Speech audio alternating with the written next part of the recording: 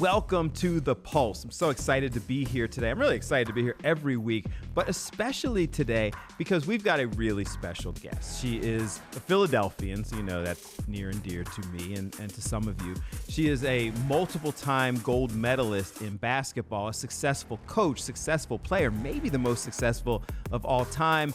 Philly's own Dawn Staley joins us today on The Pulse. So I always like to start hearing how people define themselves, how people see themselves and their journey. So as much as possible, I know it's an ongoing journey, but explain to us yours.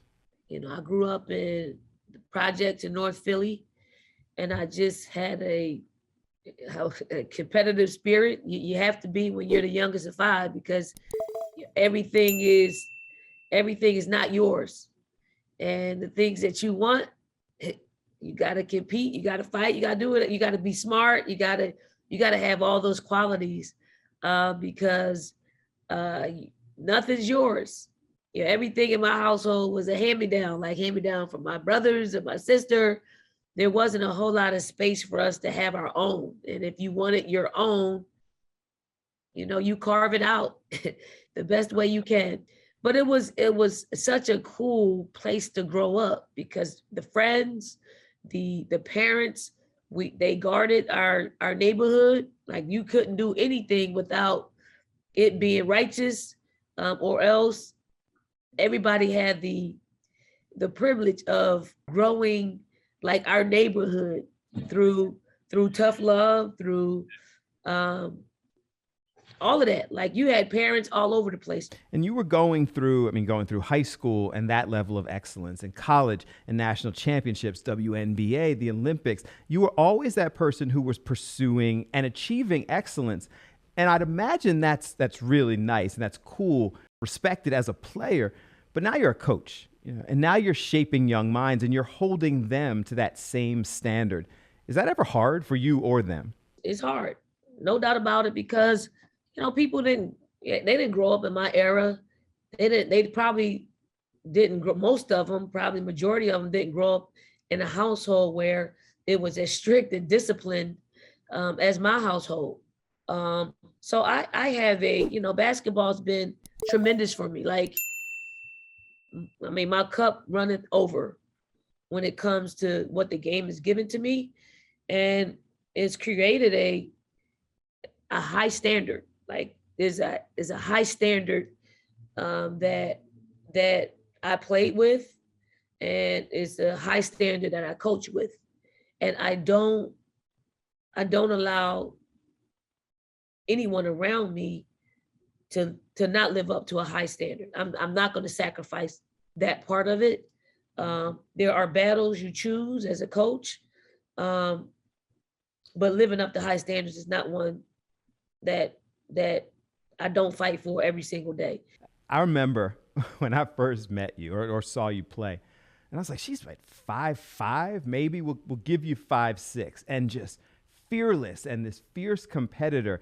And then you go on and accomplish all of these different things coming out of Philly, North Philadelphia. Did you ever expect this level of success?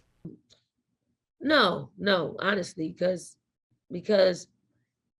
the crazy thing about it is I got pure joy from competing, like at a young age. Like it was fulfilling to be on a basketball court. When I saw women play in the projects, I saw women play on television during the Olympic Games and national championship. And I wanted to be that. I wanted to be a gold medalist, an Olympian, and a national champion. Didn't know really how to go about doing that, but that was probably the only goals that I had set for me.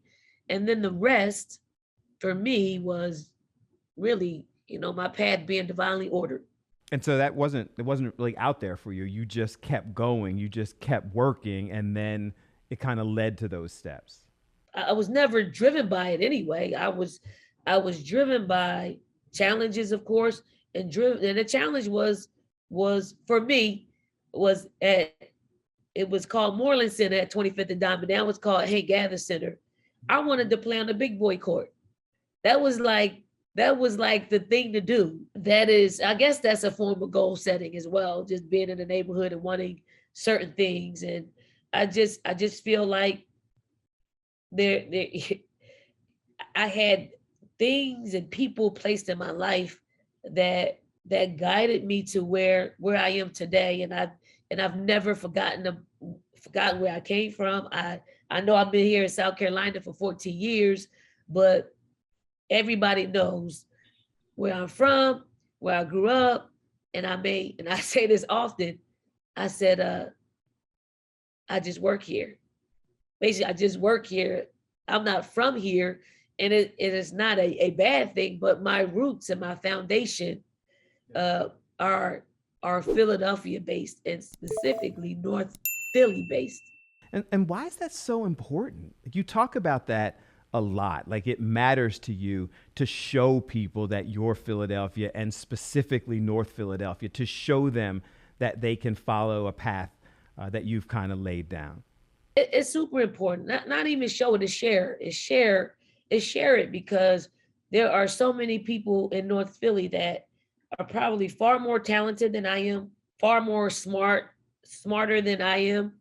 Um, and because they don't have access, because they don't have access to, the things that I had access to as a child, they're gonna miss out in seeing their success. They're gonna miss out of their successes and what they deserve in life.